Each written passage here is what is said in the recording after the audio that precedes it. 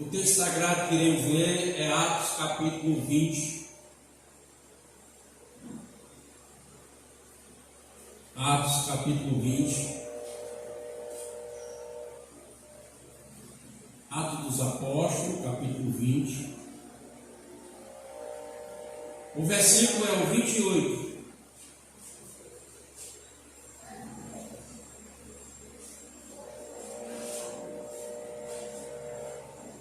Encontraram?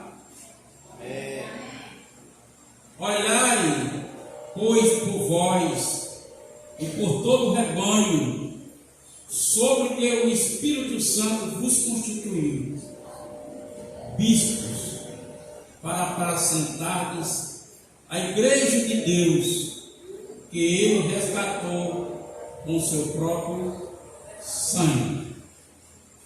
Pode fechar seus olhos. Senhor Espírito Santo, é uma dádiva para nós ouvir o que está escrito em Tua palavra. É uma dádiva, Senhor, quando o Senhor revela ela para cada um de nós e nos dá a compreensão de vida. Assim, meu Pai, torna-nos, Senhor, cada vez mais convicto da fé que foi nos dada, que nos fez aceitar o Senhor, que nos faz congregar, que nos faz, meu Deus, confiar em Ti, e que faz fazer com que a nossa vida caminhe rumo a essa promessa, que para alguns pode ser distante, e para outros, bem muito rápido, mas o que importa é que há uma garantia do Senhor, e nós nos apegamos a ela, porque acreditamos e confiamos. Espírito Santo, nos ajude no nome de Jesus. Amém. Poder sentar. Glória a Deus. Atos dos Apóstolos, capítulo 20 e versículo 28. Fala do apóstolo São Paulo. Para nós entender o assunto que vamos tratar nessa noite, precisamos conhecer, saber o que está. Qual é o contexto dessa história aqui que Paulo faz essa fala? O apóstolo São Paulo, ele estava em Mileto e ele ia para Jerusalém. E o interessante é que a viagem de Paulo rumo a Jerusalém, o Espírito Santo diz para ele: não espere nada mais do que cadeia e tribulação. Glória a Deus. Se eu não espero nada mais do que isso, espero cadeias e tripulações. E Paulo, estando em Mileto, sabendo que ele ia para Jerusalém, poderia não mais ver aqueles irmãos, não retornar mais ver aqueles irmãos. Ele reúne os anciãos da igreja de Éfeso, os líderes. Porque o formato da igreja na época não era como o formato de hoje. Era outro formato. E eles chamou os anciões para instruir os anciões. Quando ele diz, no versículo 28, olhai por vós. Primeiro ele chama os anciãos e diz, olha, primeiro você tem que olhar por você. Ele repete isso também dizendo para Timóteo: Timóteo, cuide de você e da sã doutrina, para que você não salve uns e venha se perder, mas para que você salve também seja salvo. Então, o cuidado que Paulo está expressando aqui está relacionado, nós vamos entender, olhai por vós e por todo o rebanho, sobre que o Espírito Santo vos constituiu. Paulo está dizendo para os anciões, por líderes, que mesmo sendo chamado por algum homem para assumir a função, mas era uma autorização do Espírito Santo. O Espírito Santo era quem estava otorgando o direito para ele ser ancião. E tudo é isso, Paulo disse, agora você cuide de você. O líder, ele tem, primeiramente, cuidar-se da parte espiritual. Ele cuida da parte espiritual para então cuidar da parte material. Ele não pode cuidar primeiro da material, ele tem que cuidar da espiritual. E essa espiritual, ela está sobre a vontade de Deus. E quando estamos sobre a vontade de Deus, nós não temos o próprio domínio de nós mesmos. É por isso que o Espírito Santo acorda de madrugada. É por isso que o Espírito Santo leva o camarada para um lugar estranho, para naquele momento ele ter uma intimidade, para ele revelar o desejo de Deus para aquele momento. Então, Paulo, vocês cuidem de você, agora se voltem, cuide do rebanho. Aí ele diz a razão do rebanho que Deus constituiu para apacentar, diz a igreja de Deus. A igreja de Deus, que ele mesmo resgatou com seu próprio sangue. Aplauda Jesus e dê glória a Deus. Glória a Deus.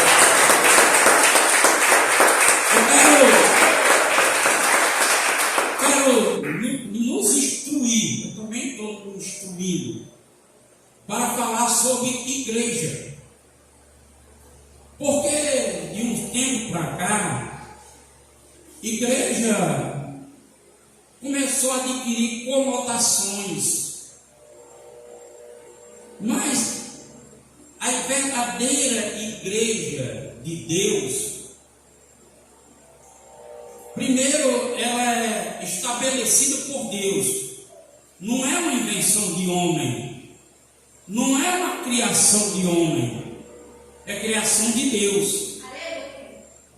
E como aquela instituição Deus está estabelecendo, ele coloca pessoas que sejam extensão dele, como representante dele, que essa pessoa esteja zeloso de si mesmo, para que ele possa ouvir a Deus para cuidar do rebanho de Deus.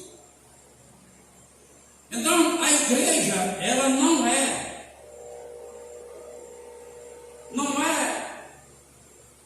o templo. A igreja não é isto aqui. Mas isto aqui tem um valor, nós vamos ver. Tem um valor significativo na nossa vida. Mas a igreja, ela tem uma origem, igreja chamada eclésia. Eclésia, que significa ajuntamento, ajuntar. E essa igreja que se reúne dentro de um templo, que chama a Igreja de Jesus Cristo, ela é a igreja. Quem é a igreja tem o padrão que Deus estabelece para a pessoa viver e ser igreja. Não é só aceitar Jesus e vir para dentro da igreja, não é nada disso, não é só isso. O padrão primeiro, a igreja é constituída de membros. Membros de quem? De Cristo. Membros que compõem o corpo de Cristo. O membro, o corpo de Cristo, pois ele é a cabeça. Aleluia. Então, nesse espaço aqui, é o lugar que Deus preparou para reunir os membros do corpo de Cristo, pois ele está aqui. Aleluia. A partir daí, por esse princípio, você começa a entender o valor que é a igreja. O valor que tem, o significado que tem um templo. Porque não só é um lugar de apontamento da nossa fé que vai indicar para onde você está seguindo sua fé. Não é só o significado da fé, mas também é um lugar que é casa. a casa do Pai. É aqui que você vem ter um encontro com o Pai. Então, essa igreja, esse membro é composta por aqueles que são comprados, resgatados pelo sangue de Jesus. Você é comprado, resgatado pelo sangue de Jesus. E quem é comprado e resgatado pelo sangue de Jesus, Pedro escreve na sua primeira carta, capítulo 1, versículo 9, 8 e 9, ele diz que nós fomos resgatados pelo precioso sangue de um cordeiro imaculado. Aleluia! É um preço muito alto. E esse membro desse corpo, que é comprado pelo sangue de Jesus, tem que aceitar a vontade de Deus. Isso Deus me falou pelo fato, irmão, da gente ouvir tanta pessoa que é crente, que aceitou Jesus, que ainda ora, que lê Bíblia, que canta louvores, mas diz: eu não vou para a igreja. E ele começa a ouvir de outros ensinamentos que não é necessário ir para a igreja. Mas não há corpo sem membro. Não há membro e corpo sem cabeça. E a cabeça que está aqui. Aleluia. E o cristão começa a se individualizar, de não querer vir por razões na vida deles que acontecem. E até pode a pessoa ter uma certa razão. Se feriu, se magoou, se chateou, aconteceu um imprevisto e tal. Porém, a maior razão dele não querer vir não é o fato do acontecimento, é ele não querer fazer a vontade de Deus. Porque Paulo escreve os Efésios no capítulo 1, e ele diz que aprove a Deus a nos revelar o mistério. Aprove a Deus a revelar esse mistério e trazer todos a congregar com Cristo. A igreja, o templo, é o lugar preparado por Deus para reunir o membro, o corpo, a cabeça está aqui para formar a igreja do Deus vivo. Aleluia. E as pessoas se individualizam por imaginar as questões e não se submetem à vontade de Deus, porque a vontade de Deus é que você venha. Glória a Jesus. E nós temos esse templo, que é o lugar que Deus preparou, que é o redil de Deus, é o redil. E Jesus disse certa vez, em João, no capítulo 10, vocês não creem em mim, vocês não creem em mim, por isso não obedece. Se não está no redil, é porque ele não quer fazer a vontade de Deus. Ele não quer fazer a vontade de Deus. Por não querer fazer a vontade de Deus, aí ele sai do redil e começa a se individualizar, imaginando e ouvindo algumas coisas que é ensino errado, que não é. Então, esse lugar que é reservado para reunir o povo de Deus, a igreja de Deus vivo, ela tem que ter o líder preparado, cuidado em Deus, para fundamentar os ensinos que é feito aqui, está fundamentado na encíclica doutrina de Jesus Cristo. Não somente dos apóstolos e dos profetas, mas principalmente de Jesus Cristo. Essa palavra encíclica quer dizer está de igualdade. Está de igualdade. Porque essa igreja que é comprada, lavada e remida e que Deus traz para congregar, ela tem que se padronizar a viver a verdade. Porque a verdade do fundamento da igreja, ela é baluarte. É a garantia que você tem. Aleluia. É uma garantia que você tem. É um baluarte. E muitos templos, igrejas, a maioria deles, a maioria dos seus ensinadores, eles não estão cuidados e nem fundamentados na encíclica que é a doutrina de Jesus Cristo. Então, é uma igreja. O Brasil existe mais de 200 mil denominações evangélicas. E essas denominações evangélicas não se está falando de uma denominação do mesmo ministério, está falando de ministério diferente, nomenclatura diferente. Mais desses 200 mil, mais de 90 mil são fundadas não pelo beneplácito de Deus na vida daquele obreiro. A maioria das igrejas são fundadas pelo obreiro que tem uma certa capacidade, é reconhecido dentro do ministério, e por via de amizade ele discorda de alguma coisa da igreja e sai e leva um grupo daquela igreja, e a igreja proíbe isso. O evangelho proíbe isso, Deus proíbe isso. Aí ele sai e leva 10, 20, 30 pessoas, 50 pessoas, 100 pessoas, dependendo do ministério dele. E ele vai e funda uma igreja.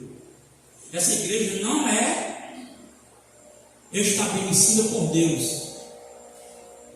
A igreja que é estabelecida por Deus, que Deus chama o obreiro, ele dá uma visão da palavra. É por isso que eu me fundamentei. Você escuta a minha pregação, desde que eu me converti. O meu ensino é um só. Você pode ouvir mensagens e mensagens pregadas por mim, que você vai olhar, ela tem o mesmo fundamento de ensino. Eu não sou agarrado a movimentos. Então essas igrejas, mais de 90%, elas são formadas, a grande maioria dessa forma. E a Bíblia chama de rebelião, de feitiçaria. Então, muitas igrejas, que hoje são constituídas por pastores até famosos, diante de Deus ela é uma rebelião e é um ato de feitiçaria. Então, aqueles que estão sendo ensinados estão recebendo isso, ensinando isso, a rebelião da feitiçaria. Por isso é difícil manter um ministério dentro de uma visão, porque você está indo contrário aos segmentos. O primeiro enfrentamento que eu tive nesse ministério foi a forma de louvor. Queriam que eu mudasse. Eu até no início tentei fazer grupo, mudar. Queriam mudar. A outra foi a forma de Santa Ceia. Uns antigos amigos disseram: se você quiser ajuda, nós ajudamos, mas preciso você mudar o sistema de louvor de Santa Ceia. Vocês não mudam. Eu não sou o ministério que você é, de vocês. Eu sou o ministério independente. Deus me deu uma visão, um ensino da palavra. E eu me apego a isso como uma verdade. E eu defendo ela. É por isso que minha carteira de pastor diz assim: o Senhor você é instruído na palavra e defende essa verdade até com a vida. É assim que diz a minha carteira. Até com a vida. Aleluia. esse ministério, esse apacentar, é um apacentar que é difícil de levar em frente, por eu permanecer, é por isso que é difícil, por causa da maneira que eu conduzo.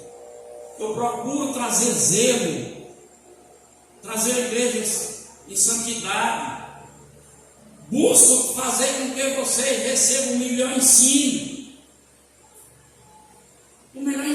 possível, justamente para que vocês estejam instruídos,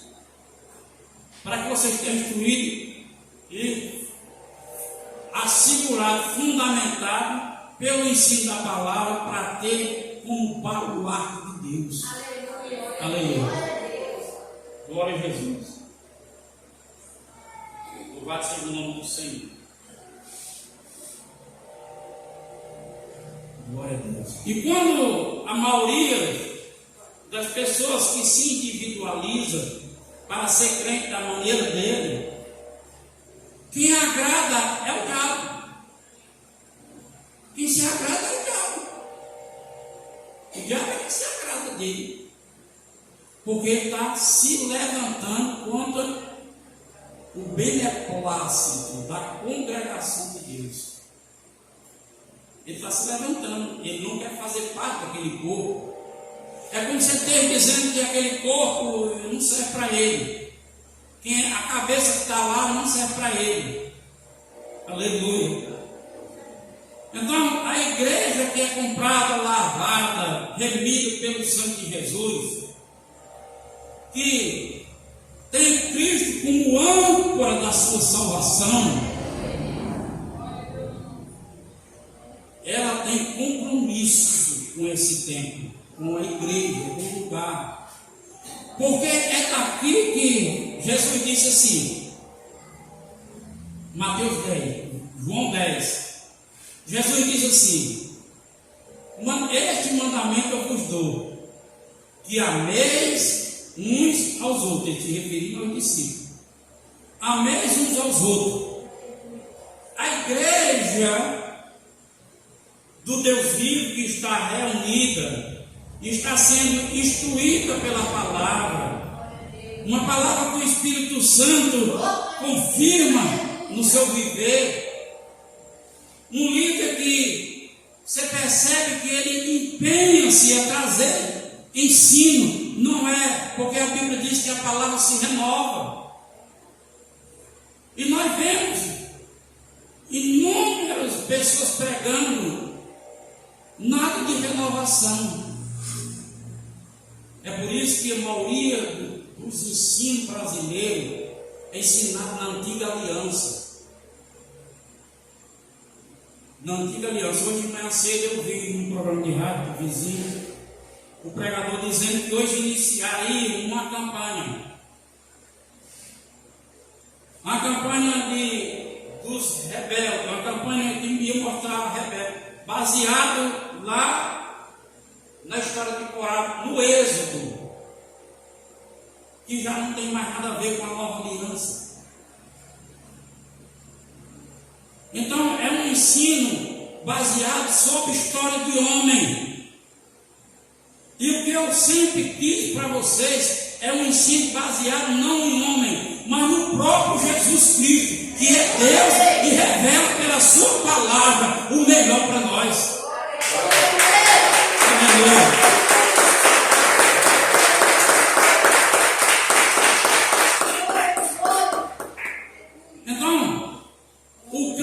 Precisa entender que mesmo o templo, a igreja que a gente chama,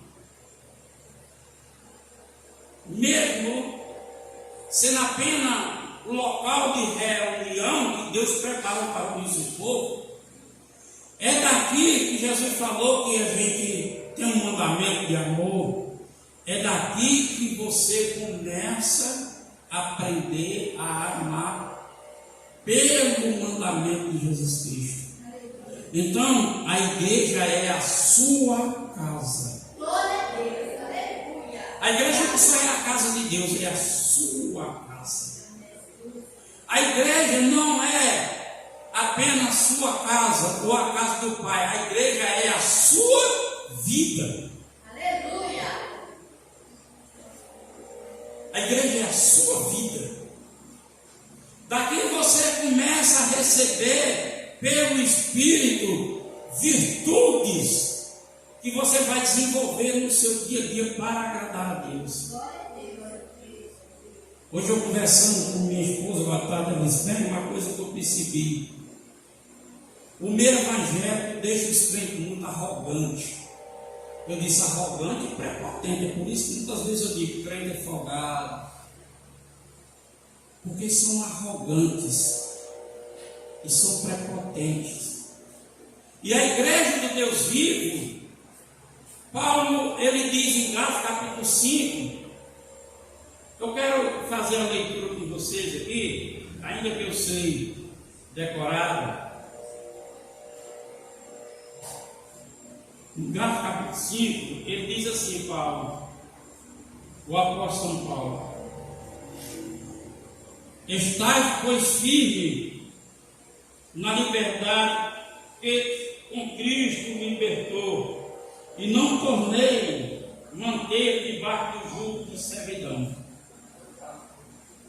E a igreja do Deus vivo, em muitas igrejas, nos ministérios, ele vive sob o jugo de escravidão, de servidão.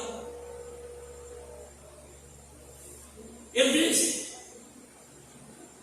Cristo libertou para uma liberdade. Nós somos livres.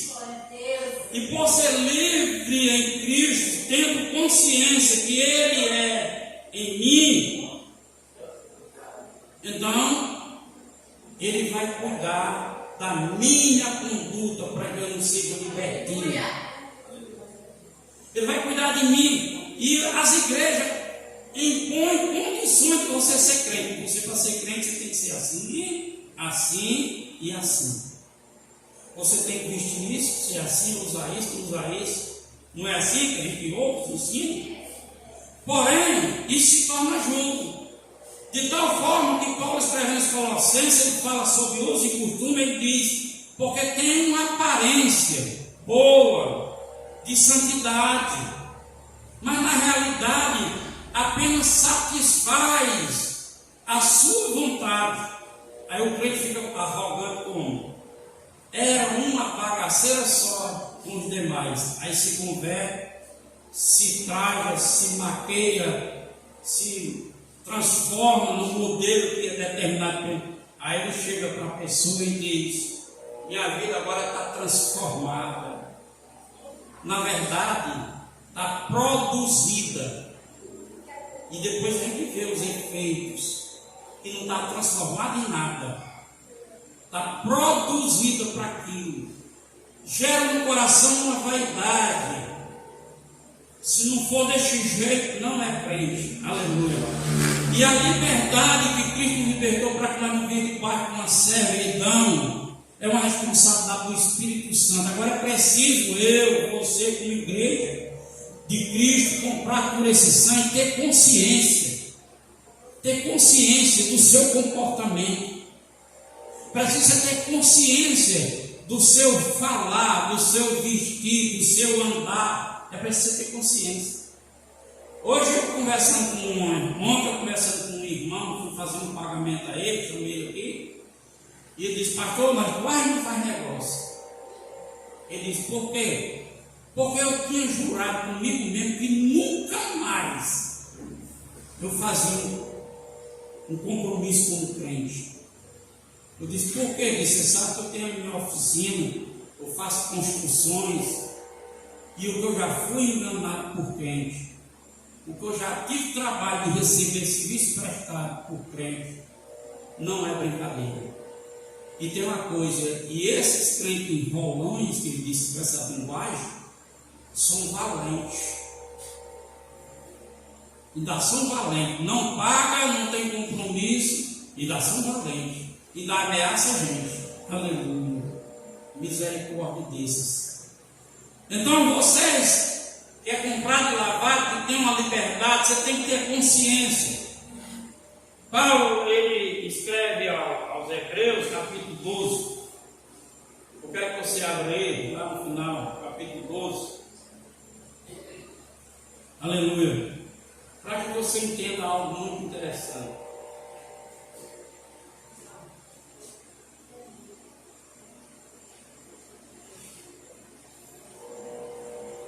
Doze e 23.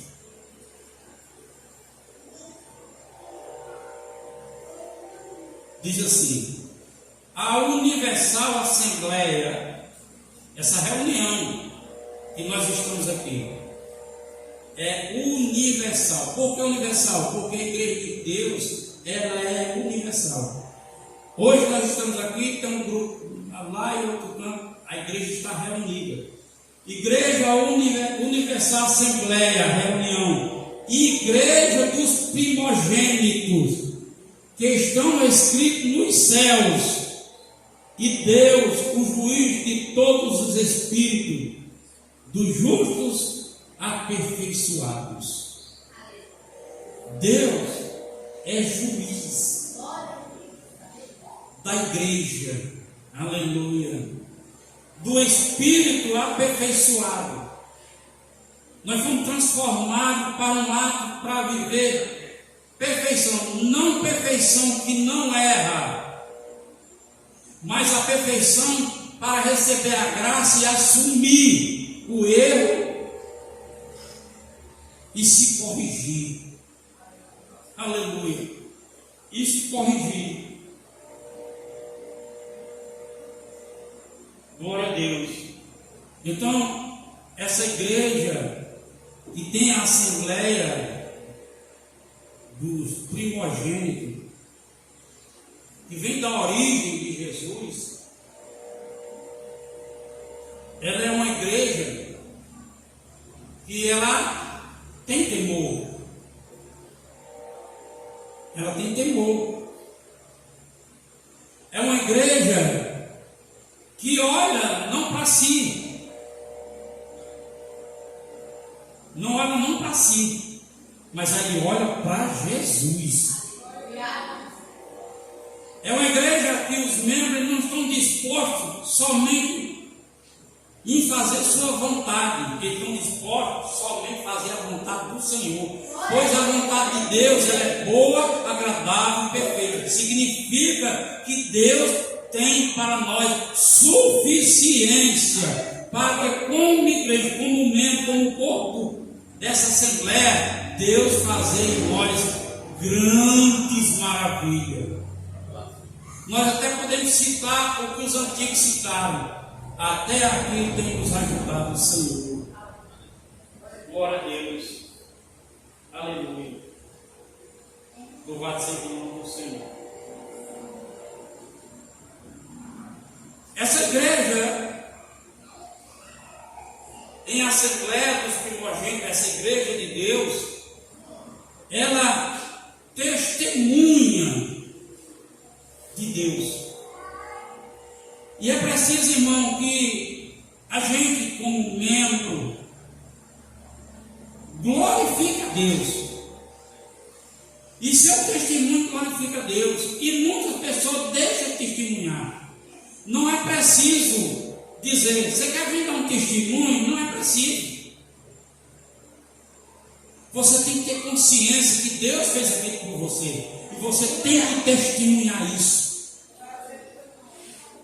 Porque a igreja, ela é voltada para glorificar a Deus. Assim como o Espírito Santo nos apresenta Jesus, assim Jesus glorifica o Pai. E também nós glorificamos. Glória a Deus. Aleluia. Então preciso testemunhar. Chegar, pastor, tem um testemunho para dar. Tem um testemunho para dar. Tem um testemunho. É simples. É simples. Não enrola tempo. É simples. Pastor, eu vim ali, eu me distraí. Você acredita que eu quase desço o asfalto? Mas o Senhor me protegeu e eu não caí. Atribuir, não a você. Eu fui tão piloto, na hora que eu vi o brilho. Não é atribuir, porque a sua vida é guiada por Ele. Aleluia. Diga, eu tenho a mente de Cristo. Eu tenho a mente de Cristo. Então, se você tem a mente de Cristo, quem está governando? É você? Não, é Cristo. Aleluia. Quem está governando é Cristo. Aleluia. Glória a Deus. Louvado seja o nome do Senhor. Aleluia. Então, nós somos, glória a Deus, circuncidada. Essa igreja de Deus, do Deus vivo, ela é uma igreja que é circuncidada pela palavra. Circuncidado pela palavra tem o significado seguinte, porque a lei circuncidava o homem, para que o homem vivesse a lei. A lei adoeceu, a lei enfraqueceu, veio a plenitude da graça, e esta palavra agora nos circuncida. Ela faz a circuncisão, a palavra, aonde? No coração. A igreja está circuncidada no coração. Então essa igreja ela não precisa atribuir, criar forma para Deus operar. Você foi circuncidado dizendo, agora eu tenho uma aliança, uma nova aliança com Cristo, estou circuncidado. É por isso que por isso que Mateus escreve que Jesus disse: buscar em primeiro lugar o reino de Deus e a sua justiça, porque as demais coisas lhe serão acrescentadas. Um coração circuncidado é um coração comprometido com essa aliança que ele fez.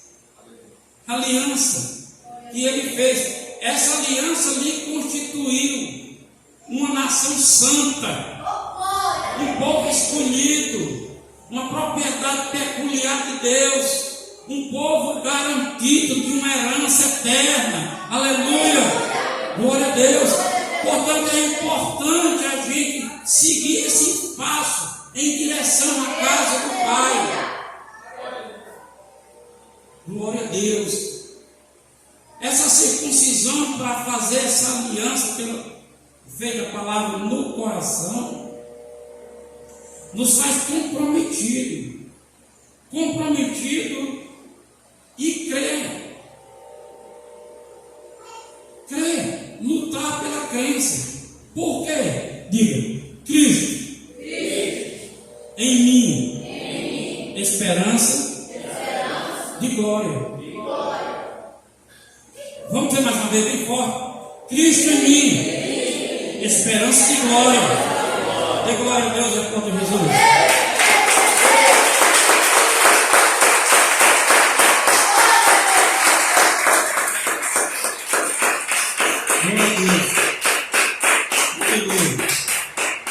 Cristo em mim, esperança de glória. Então, eu membro de um corpo, Cristo em mim é a cabeça.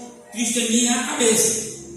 Esperança de glória. Que esperança de glória é essa? Não é apenas a eternidade, não. É a realização daquilo que nós sonhamos dizer. Você vê quando Jesus disse: Marta, se tu crer, tu vê a glória de Deus. Vocês lembram dessa parte que João escreveu no capítulo 11? Marta, se tu crer, tu verá a glória de Deus. E o que era o anseio de Marta? Que Lázaro, irmão dela, estivesse vivo. Marta, se tu crer, tu verá a glória. Você imagina uma bênção maior do que essa? Qual é a sua necessidade maior que você tem do que ver um ente querido ser ressuscitado? Aleluia! Você não tem nada que você possa querer que seja maior. Pois se Deus está dizendo, se você crê, verá a glória de Deus, porque Cristo em você é esperança de glória. Aleluia. Se você pode crer assim, aleluia, todos os seus sonhos e realizações, Deus é poderoso para realizar, fazer você ficar glorificando a Ele. Aleluia. Vou mais uma vez dizer: Cristo em mim, esperança de glória. Eu quero que você abra em 1 Timóteo, capítulo 3, versículo 15. Primeira carta de Timóteo, Paulo a Timóteo.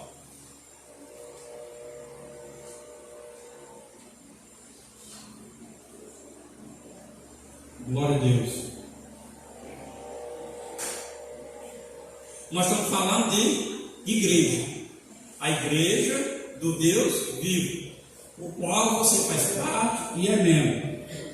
O qual você se caminha a sua casa para vir esse recinto, o templo, a igreja, porque é para cá que você tem que se caminhar, porque Deus preparou isso para você. 3:15 da primeira carta de Paulo a Timóteo diz assim: glória a Deus. Mas se tardar, Paulo fala, início falando se tardar, porque ele tinha vontade de retornar a ver esses irmãos em Éfeso, mas não aconteceu. Aí diz: mas se tardar, para que saiba como convém andar a casa de Deus. A casa de Deus quer dizer o templo. Você vê a importância. Veja bem, para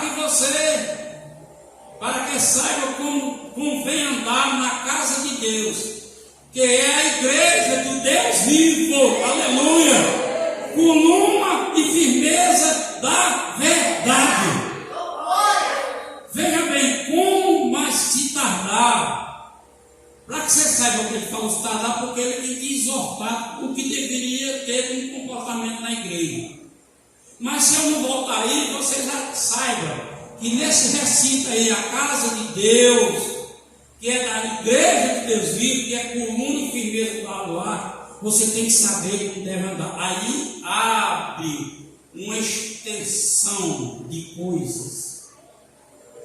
Primeiro, a casa de Deus é um lugar de muita reverência. Paulo escreve aos Coríntios e diz que é um lugar de reverência. É um lugar de muita reverência. Então, irmão, quando você chegar na casa de Deus, você está chegando na igreja do pastor Epitácio. Você está chegando no ministério restaurador divino. Você está chegando na casa de Deus.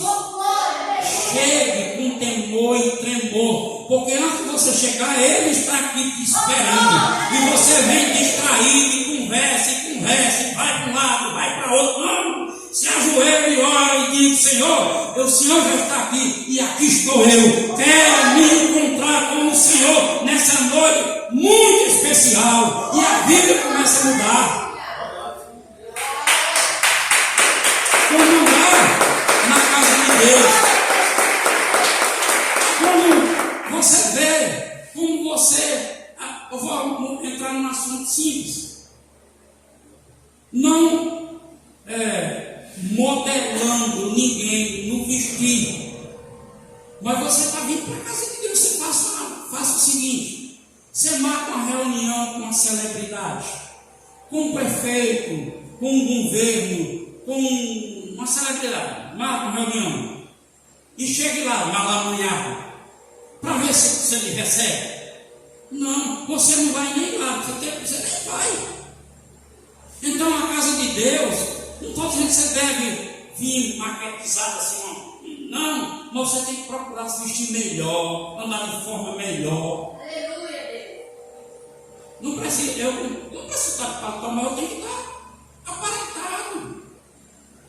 E aparentado nos padrões divinos, porque a igreja é divina. Nós não podemos estar aparentados com os padrões do mundo, não, porque o mundo apresenta a estética, o modelo das pessoas pelo vestir. seguir. Nós não podemos seguir isso. Por quê, pastor? Porque nós somos membros de um corpo, e esse corpo, nós vamos ver aqui. Nós vamos ver aqui. Abra aí sua Bíblia em 2 Timóteo 2, está em 2, está em 2 Timóteo 2, 19 e 20. 2 Timóteo 2, 19 e 20.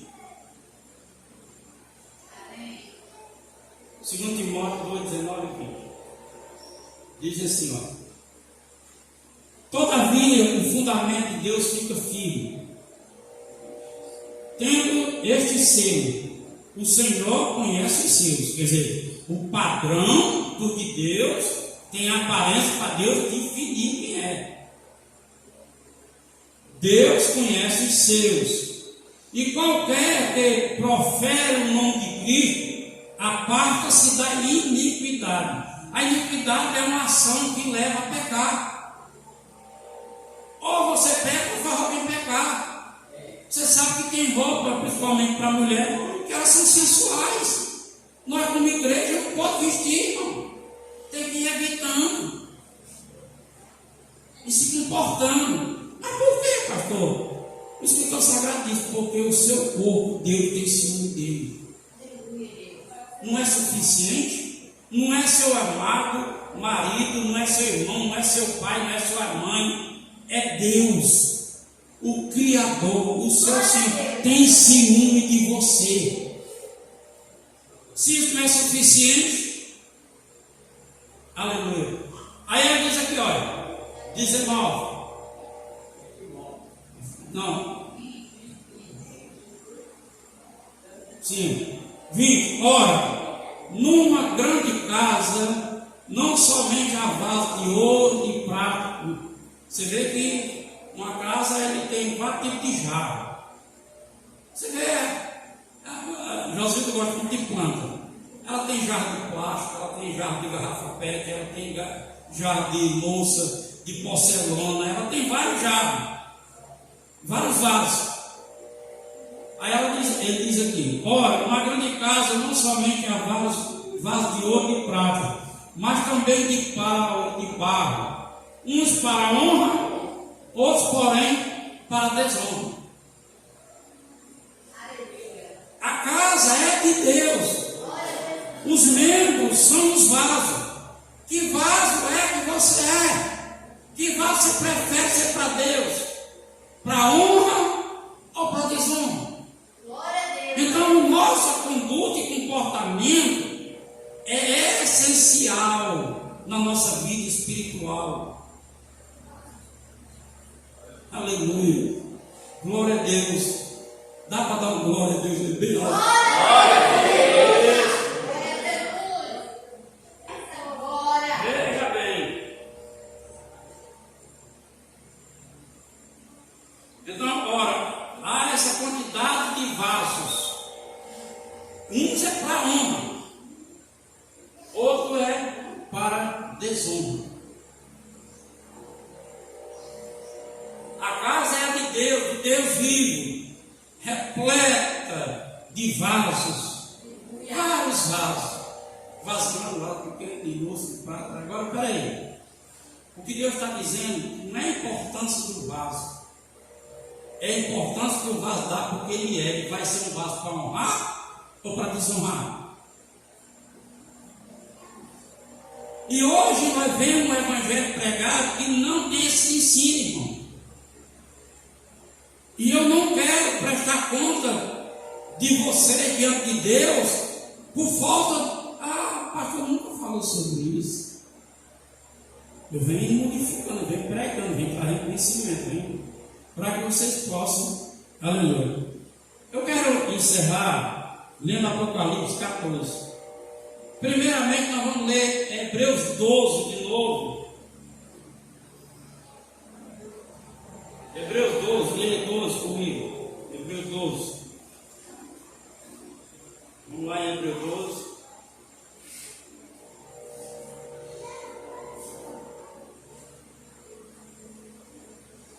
Vamos ver o versículo 22.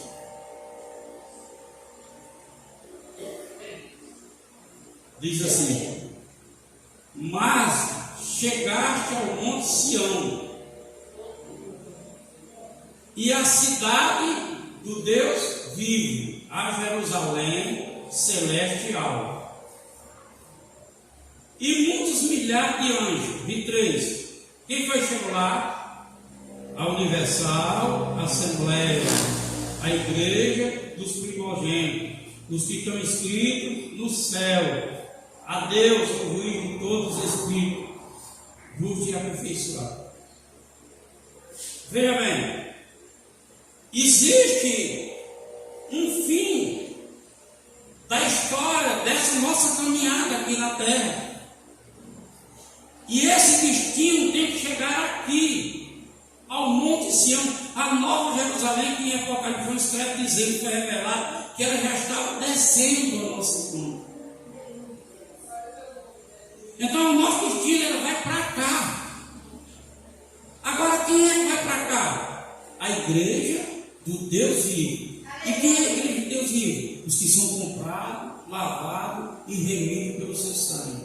E o que é que esse lavado, comprado e remido pelo seu sangue faz? Ele se padroniza para fazer a vontade de Deus. E onde começa a vontade de Deus? Na igreja que ele estabeleceu para que o seu corpo se reúna, louve, adore, cante e dê glória a Deus até que Cristo venha e arrebate. Aleluia!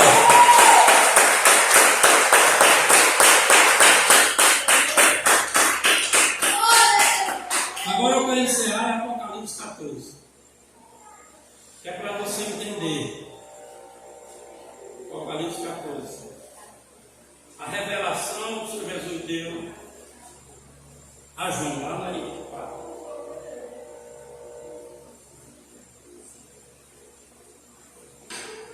Aqui está escrito na minha leitura assim: o cordeiro e o seu gemido no Monte Sião. Lembra o versículo anterior que nós lemos, né? Já que chegaste no Monte Sião, Jerusalém celestial, não é a igreja, é a eclésia da terra, não. Aqui você vai se preparar para lá. 14, versículo 1. E olhei, e eis que estava sentado o cordeiro sobre o Monte Sião. Quem estava lá para nos liderar? O cordeiro. Quem é esse cordeiro? Jesus Cristo. Quem é esse Cristo? É o que tem autoridade para abrir os selos. Aleluia. Monte Sião. E com ele 140 mil que tem na sua testa, tinha escrito o seu nome, dele e do seu pai. 140 mil é a totalidade da universalidade dos cristãos.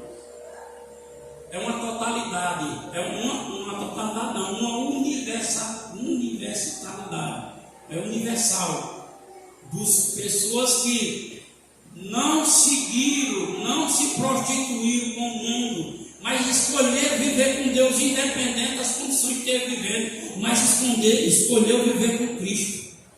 E esse que escolheu não se contaminar, esse que escolheu não prostituir-se, não entrar na prostituição do mundo, ser falsificador da verdade de Deus, ele chega lá escrito na testa o nome de Deus e o nome de Jesus, para que não haja dúvida quem você é. Aleluia. Para que ninguém venha dizer isso aí não é seu. Aleluia. Lá tem um apontador, acusador, escrito o nome dele e de seu pai. E ouvi uma vez no céu, e ouvi uma voz no céu, como voz de muitas águas, e como a voz de um grande trovão, e a voz de arpistas, que tocavam com sua harpa, e cantavam um cântico novo diante do trono, e diante dos 4 anciões, dos 4 animais e dos 4 anciões, e ninguém podia aprender aquele cântico, senão os 144 mil que foram comprados na terra. Estes são os que não estão contaminados com mulheres, que são virgens, e estes são os que seguem o Cordeiro para onde quer que ele vá. Estes são os que dentre os homens foram comprados como primícia para Deus, o Pai e o Cordeiro. Na sua boca não se achou engano, porque são irrepreensíveis diante de Deus. Veja bem, então, essa nossa caminhada de santificação, de vivência da palavra, desse prumo de Deus para a nossa vida, para que a gente não se contamine, para que a gente não se prostitua, não se torne falsificadores, aleluia, mas que receba o selo, o nome de Cristo e o nome de Deus Pai. E a nossa virgindade, a virgindade não se trata do virgindade do sexo feminino, não. Virgindade trata de pureza, apenas porque a igreja do Cristo, a igreja do Cordeiro, ela é imaculada. Então a nossa virgindade, por não ter se contaminado, aleluia, está arrolada nos céus, para receber o novo cântico, um canto que ninguém sabe, ainda que depois Deus revela para João que canto é esse, mas até então ninguém sabia. Então nós, que uma virgindade, a virgindade espiritual para a eternidade, estaremos com Cristo para vir assentar no Monte Sião da Jerusalém, aleluia. Vamos estabelecer com Cristo um lugar definido para que ali entre em batalha para a conclusão daquilo que nós fomos chamados. Estaremos lá com o dono da vida, aleluia.